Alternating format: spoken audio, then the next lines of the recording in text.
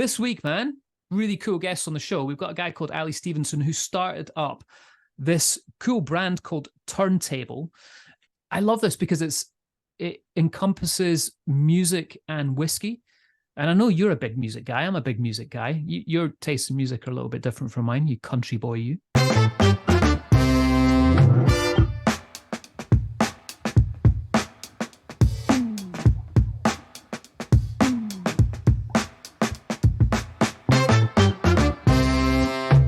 But I thought we'd start this show about, just chatting about our kind of musical tastes and what we like.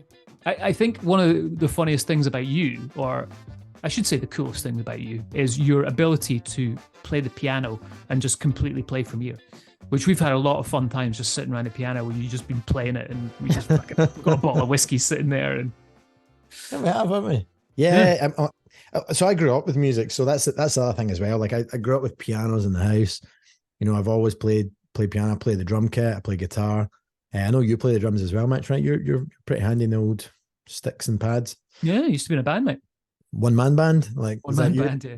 One of those guys just with the drum kit, like walking along, the tambourine in your head, mouth organ. Exactly. I've seen you play the drums before as well. You're pretty good, man. You're pretty good. Still got a drum kit, still in it. I do. I still have a drum kit, yeah. But yeah, I mean, whiskey and music, right? You don't. My analogy, I use this a lot for whiskey tastings, is whiskey is very much like music based on your taste. And it depends what style of whiskey that you want to drink, similar to your music selection of what you want to listen to. So it kind of makes sense that, Ali's brought out this brand based on music and music styles. Yeah, even the terminology with music and whiskey is very similar. We talk about notes, right? So the notes of the whiskey and the notes of the music is this collaboration there. Yeah. And I always remember, like, specifically just with moments of whiskey and music, like there are songs that I can remember that just take me to different drams, right? So like I remember sitting with Ronnie Cox listening to Led Zeppelin as we were drinking a Glenrothes, and there's just moments of the 1995 Glenrothes and him just talking, and he's a massive Led Zeppelin fan, and it was just that moment of those two things colliding. Two things that you might not necessarily put in the same room, which is Ronnie Cox and Led Zeppelin, but he's like rocking out and really going for it. And that's it. Like similar for me, I know you joke that I like country music, but I like everything from classical, Chopin, and all these other kind of amazing old historical styles of music, right through to kind of modern funk, blues, jazz, some of the old country, some of the new country. But you're the same, right? You're more of a rocker, right? You like some kind of rockier stuff. Yeah, like a little bit of rock, for sure. Old school hip hop. Yeah. Definitely up there. And I'm definitely chilling out, though. I'm getting like more into that sort of trip hoppy, just chillaxing, kind of lounging music. Stop trying to sound young. Trip hopping, chillaxing. Who the fuck do you think you are? sitting back in Starbucks with a macchiato. Behave yourself. Chillaxing. The kids these days with a Pepsi Cola and a rock and roll. So like for you, Mitch, like, do you have specific moments where music and whiskey like collide? No.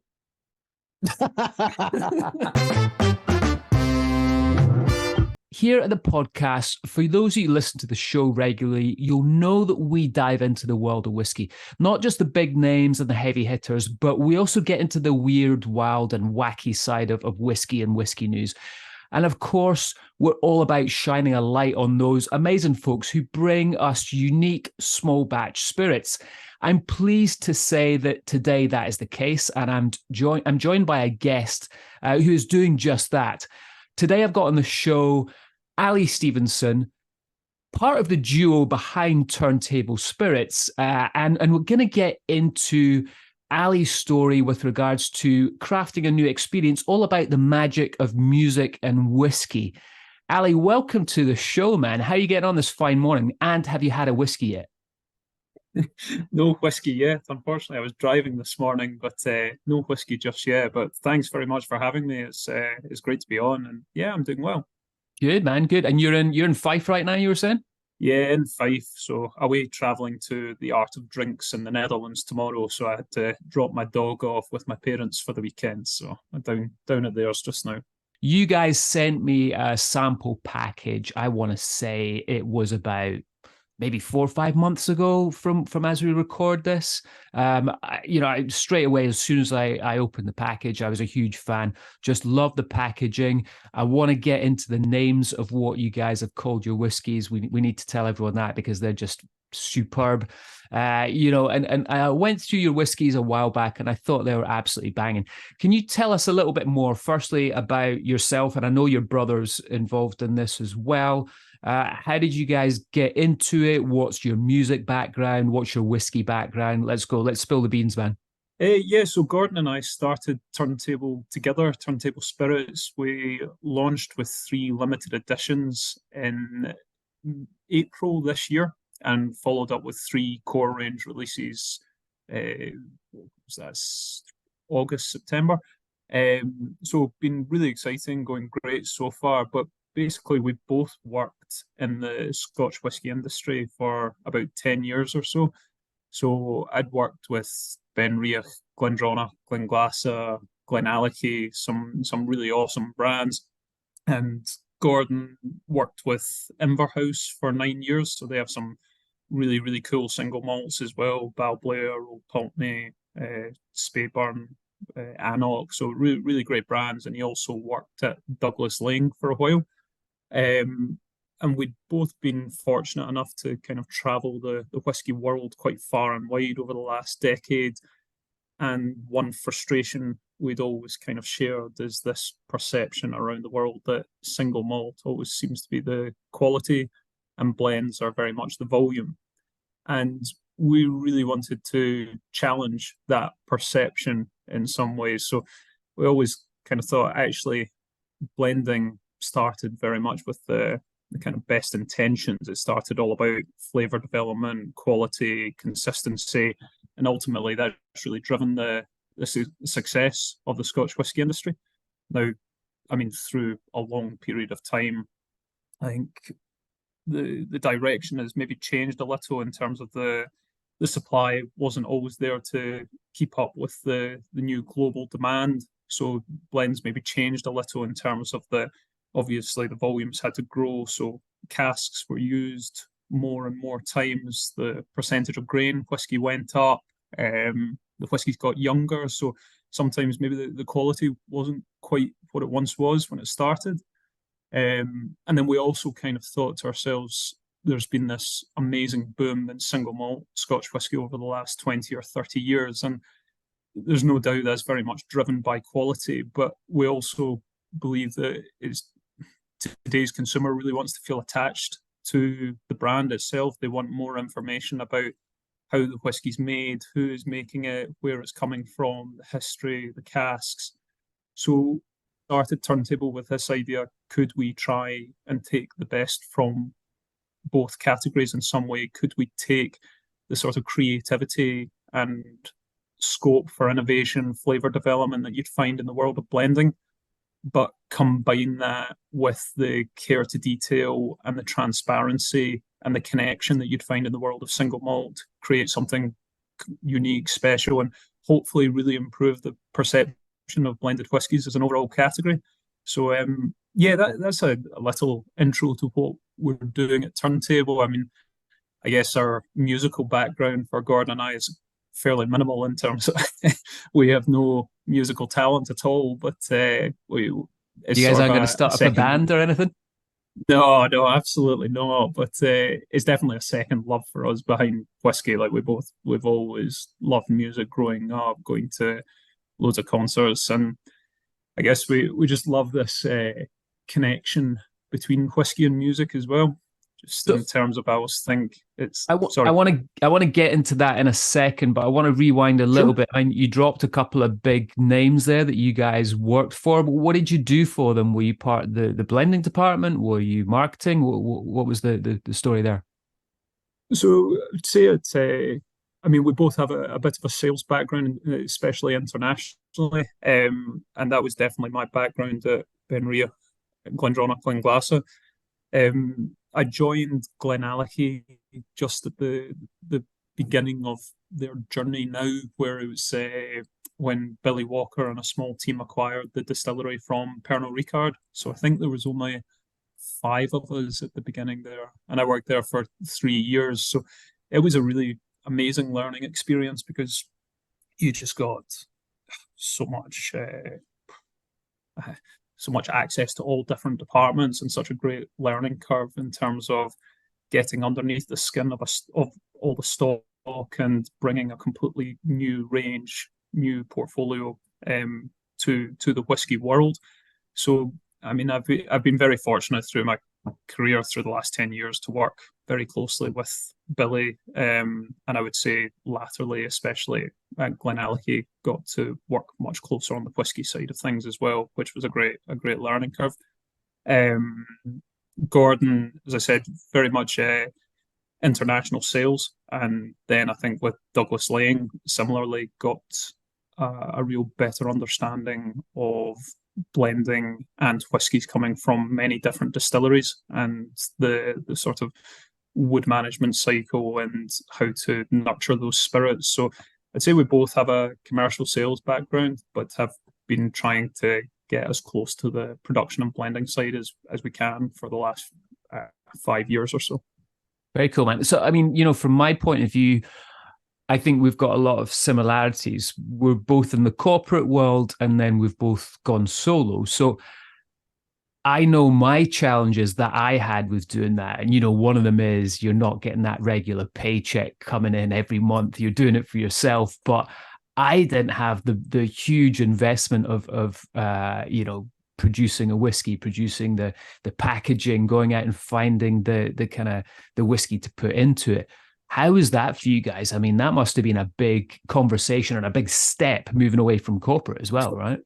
For sure. I mean, Gordon and I had wanted to work together on our own project for a long time before we started buying casks. And then I think in a way it was when the pandemic hit that we thought, like, now's the time to really get started. So we actually started buying casks and putting plans in place kind of 2020. And we knew we needed that time to do the re-racking, get the wood management to a place that we were really happy with the quality of the liquid before we would even consider releasing in 2023. But yeah, taking that leap is definitely a big decision. And in terms of actually financing it, I mean, it's been a really interesting journey for us on that one, and continues to be. So on the design side, we turned to a company called Thirstcraft in Glasgow, who are, I mean, really fantastic. But it was one of my best friends at university started the company, I think 7 or 8 years ago. So we have a good relationship, and we were always going to work together with them on this project. So that was a really nice one to be able to turn to a friend on that. And I guess in terms of the capital to start investing in whiskey stocks and casks and re-racking, we did turn to banks and things at the start, trying to look for loans, and never really had much success with that, which seemed incredibly frustrating. But now, in a way, we're kind of grateful in that we have managed to do it all ourselves to date. We do have a sort of second side of the business where we do whiskey brokering as well. So we buy casks and sell on casks, and that's been quite profitable over the last few years. And all the profits that we make on that side, we would reinvest into our own stock and into brand building activities for Turntable. So it's that model has worked quite well. On that broking side, we do try we are as responsible as we can possibly be, in that we'll only sell to people if we know is with the intention for it to go into a bottle and for the whiskey to be bottled and to be drunk. So we're really conscious we never wanted to do anything that would fuel a sort of secondary cask market, collector's market, and drive those prices up. So it's an important part of our business. But yeah, we're very conscious of who we sell to on that side as well. That's a whole another episode there, mate, that we could get into, Sorry. which we won't get into. I want to concentrate on Turntable here. You know, one of the things I love about you guys, and anyone listening right now, if you're, you know, on your phone or you can access a laptop or whatever, go onto the Turntable website, have a look at not only the branding, but also the names that you guys are. I love these names. So to give you the listeners an idea on some of the names that you've created for your whiskies, we've got Paradise Funk, Bittersweet Symphony, Smokin' Riff, and my favorite, Firestarter, because I'm a bit of a Prodigy fan. So let's talk about where did this idea come in with regards to music and whiskey? Was this like you and Gordon sitting down having a load of drams, listening to some tunes and be like, no one's done this before, let's do it? Or was there some other inspiration behind it? No, it was kind of like that. So as I said, we both have this sort of love passion for music, and I guess exploring that connection between whiskey and music was always quite appealing to us, in terms of we sort of think both have the ability to take the drinker or the listener to a completely different place, a different time. So if you close your eyes, take a sip of whiskey, it can take you somewhere completely different. And the same with music. And we think looking at that connection and what pairs well with which whiskey is totally personal, but we thought it was quite a fun route to go down, where people could get involved and just spark imagination and look at things in a different way. And also the whole kind of goal behind Turntable was this changing the perception of blended whiskey. So we had this idea about flipping the record on Ordinary and doing things differently, and just trying to challenge convention in some ways. But it's been a fun route in terms of naming the whiskies and stuff as well. That's opened up loads of possibilities and a lot of fun. And I actually think it's been great when we're doing tastings and market visits and things. People really get involved in it. They want to tell us what they're listening to with the whiskies. They want to suggest names or tracks for upcoming releases and stuff. So it's quite nice. Yeah, so I've got a few ideas for you on that one. But let's chat about the whiskey side of things. What are we talking about? When's the music collaborator coming in? You know, there's always a big like artist that gets in. We talk about this. We just literally talked about you know, P. Diddy with the whole Diageo thing and Ciroc. When's that going to happen for you guys? You've been chatting to anyone? No, I can't see that one happening. It's quite funny. The first whiskey we released in our limited editions this year was called Joy, Discovery, Invention. So it's actually a song by Biffy Clyro, who were a band, who are a Glasgow band we're at the same school as Gordon and I. So it was the first track on their first ever album, and it was also the first concert I went to. So it seemed like there was some nice kind of synergy there, and I just loved the actual words in the name as well. I thought it really tied in well to what we were doing with Turntable. That Joy, Discovery, Invention seemed a good fit. But anyway, I did send some samples out to the band just to see if they had any feedback, but we've not heard anything back on that one. They listen to the show, man. Come on, Biffy, get back to Ali here. What's going on? So I love the transparency that you guys have. It reminds me a little bit, I hope you don't mind me saying this, but a little bit of Compass Box, where they talk about, you know, everything that goes into. Of course, no. We have huge respect for the guys at Compass Box. They're doing an amazing job, and certainly an inspiration to us as well. So yeah, for sure. Yeah, let's top line some of the the expressions that you guys have and what you put into these. So can we chat about the core range that you guys have and what goes into them? Sure. So it's, Paradise Funk, we wanted to really focus on this sort of tropical, fruity style of whiskey. So we're really focusing on working with some sort of Speyside malts, older grain whiskies, bourbon cask, virgin oak, chinkapin, ex-cognac. So really sort of focusing on dialing up those fruity flavors. We do call out all the percentages, all the actual distillates on and the cask types on our website as well. So we do give the full breakdowns on that. But that's the kind of style that we were after on the Paradise Funk. On the Bittersweet Symphony, we wanted to go for something really heavy, full-bodied, rich kind of sherry style whiskey. So we used quite heavy styles of malt in that. So we used both Craigellachie and Balmenach. And then also PX casks, Oloroso casks, and then using some virgin oak Speyside whiskey. I think it's Blair Athol. I think it's Blair Athol, or no, sorry, Blair Athol, Ben Rinnes maybe, and some older grain whiskey again, so some North British and virgin oak casks. I sometimes feel like sherry whiskey can become, I love sherry matured whiskey, but it sometimes can become just a little one-dimensional if it's sort of thin spirit and big PX cast, that it can be really sort of sweet PX dominant. So we were conscious that we wanted to use those heavier styles of malt, really get the Oloroso style through as well. So it was a well-balanced whiskey that has that sweetness, but also a lot of sort of spice and dry and those bitter, dark chocolate notes as well. And then on the smoking riff, the peated element in that is coming from Caolila. That's so it's 30% from Caolila, so 30% peated, everything else is unpeated.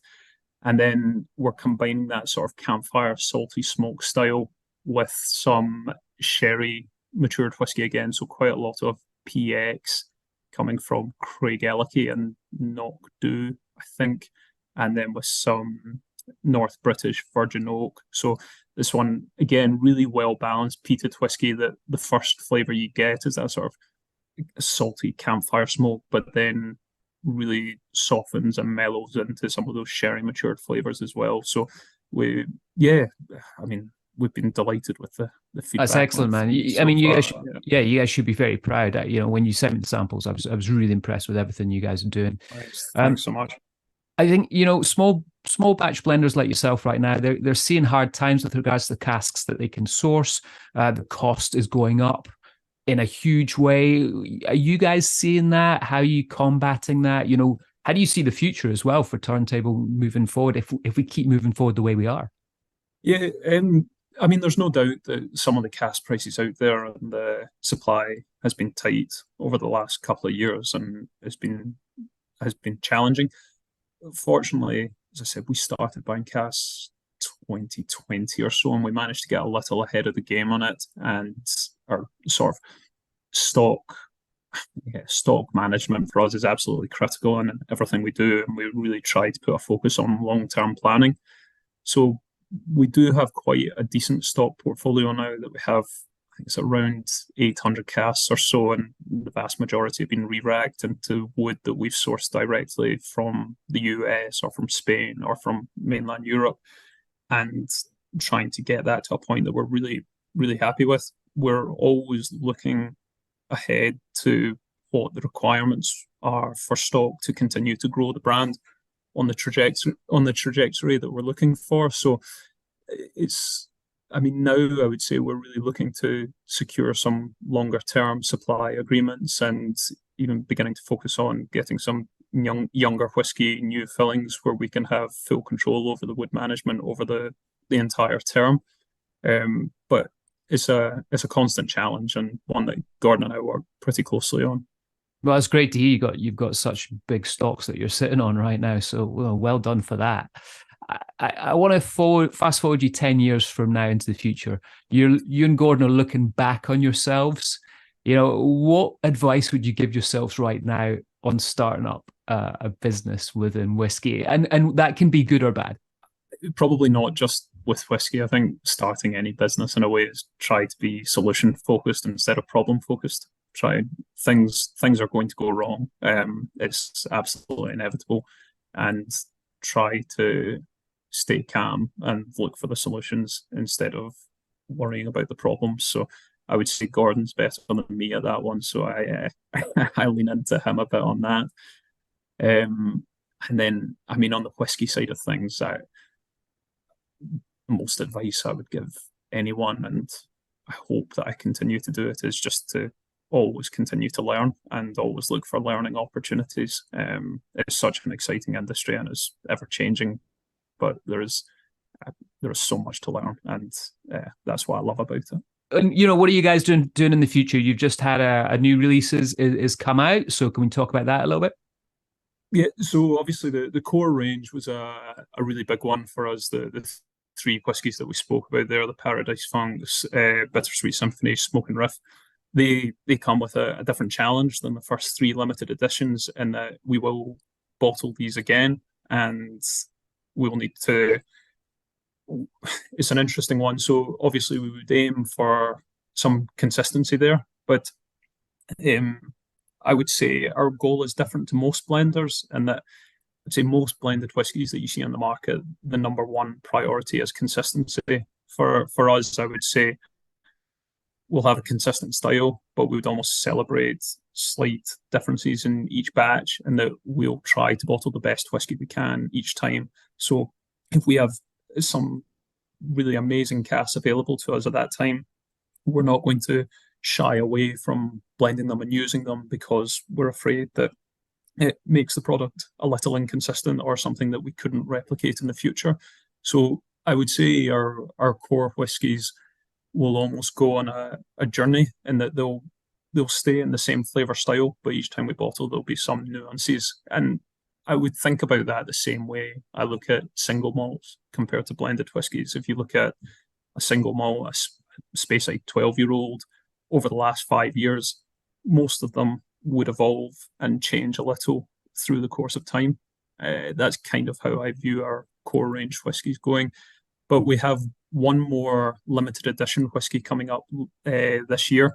We're hoping to release towards the end of November. And yeah, we're really excited about that one. We're doing a collaboration with a New World whiskey that we'll try to combine that with different Scotch whiskies to give it a completely different spin. And we've worked very closely with one New World distillery to create this product. So I think it'll be really exciting when we can share that one. It's been an exciting one. That's very cool, man. I'm really excited to see the evolution of Turntable Spirits and what you guys do, because I think it's fantastic so far, not only with the branding, with the names, but most importantly with the liquid and what you guys are putting in the bottles, So congratulations again, Ali. Now, shameless plug for the brand. I imagine there's a lot of our listeners that are now educated on Turntable Spirits, but they want to go out and they want to try it for themselves. Where can they do that? Where can they find you guys on social? So, of course, on our social channels, Facebook, Instagram, LinkedIn, at Turntable Spirits.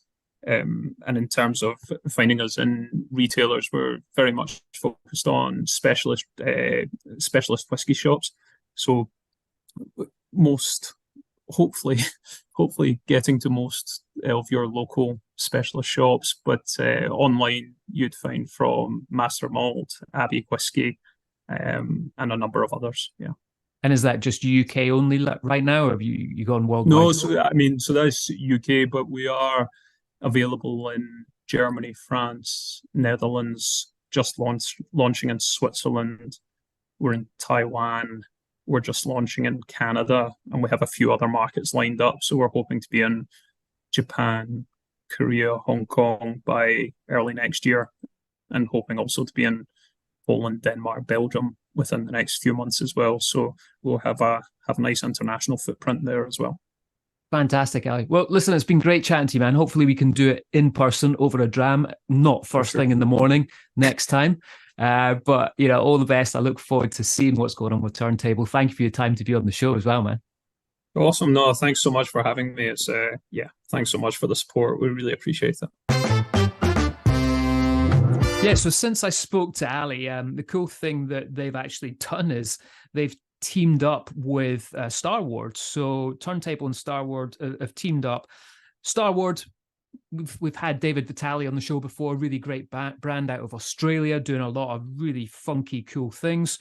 So we're seeing this collaboration come in, one-off, like I say, with these two distilleries that's combining Australian whiskey along with Scotch whiskey, and the Scotch whiskey is coming from Kalila, Inchgour, and North British. So one of the things that Ali didn't mention in this interview, it's literally just come to light as we're dropping this today. So great to see that happening. Very cool. And on the music side of things, Mitch, apparently you have to drink that whiskey whilst listening to Men at Work Down Under, which is mandatory. Mandatory. Like what you did there. Do you see what I did? Have you ever heard the lead singer of Men at Work is a guy called Colin Hay from Glasgow. So they were an Australian band. Yeah, but he was like the Australian rock band, but he was born in Glasgow and he has absolutely not lost his accent at all. So when you just hear him talk, he is right out the East End. All right, mate, how's it going? I'm Colin Hay. Here's a song for you. And then bust into no, honestly, he's got a very kind of broad Scottish accent. It's pretty funny. Well, guys, hopefully you enjoyed that interview with Ali. Yeah, check out some Turntable. Really cool stuff. Good to see such a sort of vibrant brand, different Scotch whiskey going out there as well. We're always excited 100%. To see that on the show. But yeah, thank you for tuning in, and we'll see you for our final episode of the year, which is going to drop next week. So stay tuned for that one. It's an absolute banger. See you next time. Bye.